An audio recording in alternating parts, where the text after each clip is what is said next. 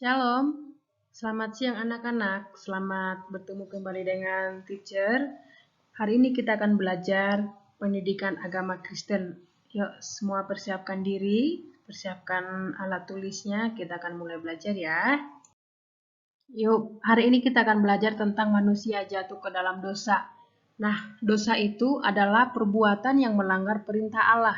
Di kitab 1 Yohanes 3:4 dikatakan bahwa dosa ialah pelanggaran hukum Allah. Jadi Allah sudah membuat hukum atau ketetapan-ketetapan yang harus dilakukan oleh manusia. Jadi kalau kita melanggar itu, tentunya kita sudah berdosa.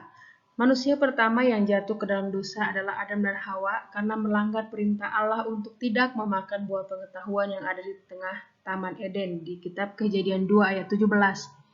Nah, Tuhan menciptakan semua pohon, semua buah boleh dimakan oleh Adam dan Hawa, kecuali ada satu buah yang tidak boleh disentuh, bahkan dimakan oleh Adam dan Hawa. Namun, di situ kita ketahui bahwa Hawa terpengaruh oleh godaan si iblis dan memakan buah tersebut dan memberikannya kepada Adam. Si iblis pintar merayu, pintar menggoda, akhirnya si Hawa ini terpengaruh oleh godaan iblis. Akhirnya dia mengambil buah pengetahuan, memakannya dan memberikannya kepada Adam, suaminya. Dan pada hari itu juga manusia pertama jatuh ke dalam dosa, yaitu Adam dan Hawa. Kita akan lihat apa hukuman atas dosa dan pelanggaran manusia. Hukuman untuk Hawa atau perempuan, susah payah saat mengandung akan kubuat sangat banyak. Dengan kesakitan engkau akan melahirkan anakmu, namun engkau akan berahi kepada suamimu dan ia akan berkuasa atasmu. Jadi hukuman kepada Hawa, perempuan kesakitan saat mengandung. Jadi kalau anak-anak lihat ibu-ibu mengandung suka kesakitan ya, apalagi pas melahirkan sakit sekali gitu ya. Untuk Adam atau laki-laki, hukuman untuk Adam, terkutuklah tanah karena engkau, dengan bersusah payah engkau mencari rezekimu dari tanah seumur hidupmu. Jadi laki-laki dengan bersusah payah sampai keringatan untuk mencari rezeki, untuk mencari makanan seumur hidupnya. Itu hukuman kepada manusia. Coba kita lihat hukuman untuk ular. Hukuman untuk ular.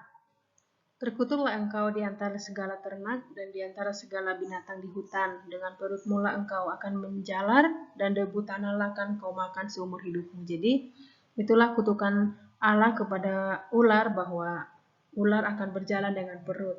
Dan seumur hidupnya dia akan memakan debu tanah. Jadi bukan hanya manusia yang kena konsekuensi, tapi iblis juga kena konsekuensi karena berusaha untuk merayu manusia supaya manusia itu jatuh ke dalam dosa dan melanggar ketetapan dan hukum Allah.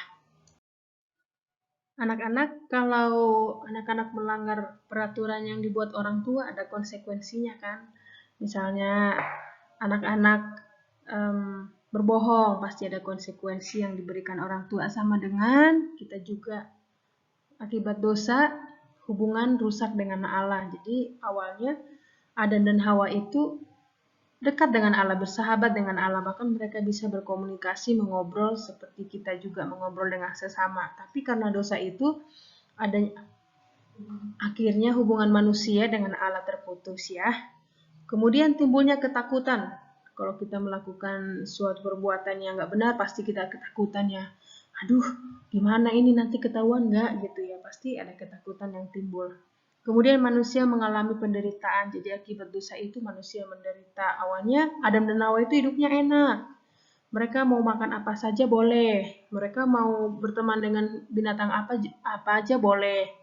Tapi karena dosa mereka mengalami penderitaan. Contohnya kutukan untuk Hawa tadi, kesakitan saat mengandung.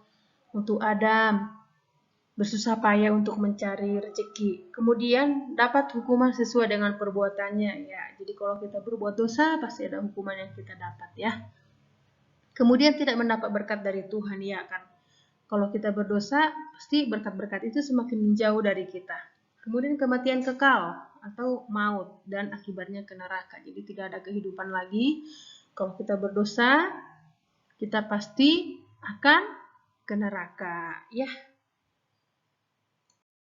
Nah, kalau kita berdosa, tadi kan udah anak-anak lihat beberapa akibatnya dan pada akhirnya kita akan ke neraka. Nah, Tuhan Allah tetap mengasihi manusia, dia nggak mau kalau semua ciptaannya ke neraka. Maka apa yang dilakukan Allah untuk membebaskan kita dari dosa?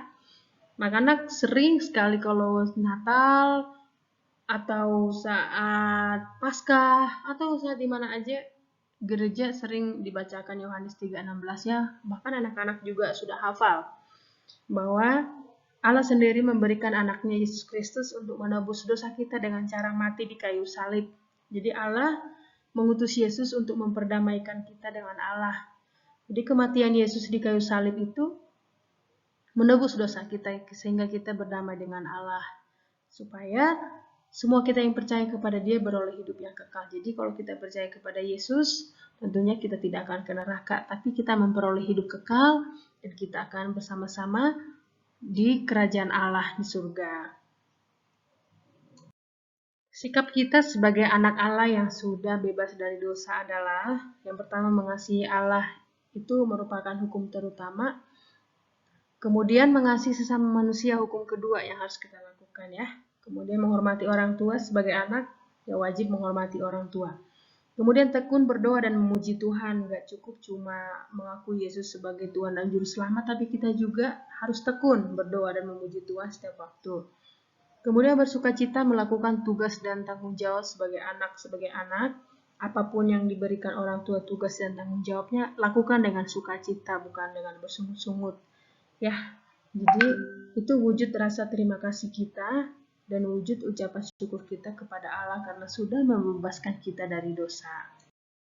Jadi anak-anak, kita sudah belajar tentang kejatuhan manusia ke dalam dosa. Kita sudah tahu kalau kita berdosa apa akibatnya. Terus apa yang dilakukan Allah untuk menebus kita dari dosa ya. Jadi kesimpulan dari pembelajaran hari ini, dosa adalah perbuatan yang melanggar atau tidak mematuhi perintah Tuhan. Kemudian manusia pertama jatuh ke dalam dosa adalah Adam dan Hawa karena memakan buah pengetahuan yang dilarang Tuhan untuk dimakan. Yang ketiga, akibat dosa adalah terpisah dari Allah dan kematian kekal. Yang keempat, untuk membebaskan kita dari dosa, Allah mengutus anaknya yang tunggal Yesus Kristus mati di kayu salib dan memperdamaikan kita dengan Allah.